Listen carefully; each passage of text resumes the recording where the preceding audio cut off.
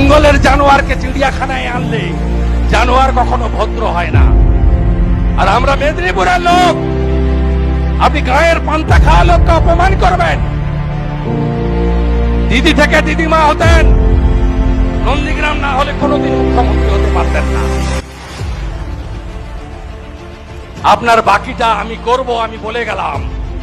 আমার নেতা নরেন্দ্র মোদী, আমার আশীর্বাদক অভিভাবক অমিত শাহ, আমি যদি তাদের শিষ্য হয়ে থাকি, সিপিএম এর সূর্য মধ্য গগনে আমি লক্ষণ বাবুকে হারিয়েছি 1,73,000 ভোটে।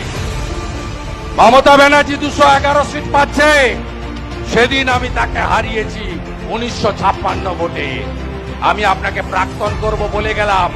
কেষ্টকে বলেছিলাম, কেষ্ট ভিতরে গেছে। বালুকে বলেছিলাম, বালু ভিতরে গেছে।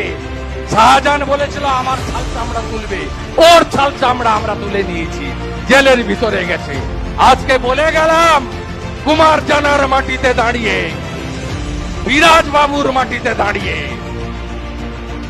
বলে গেলাম, আপনার ভাইপোকেও জেলে পুরব, জেলে পুরব, জেলে পুরব।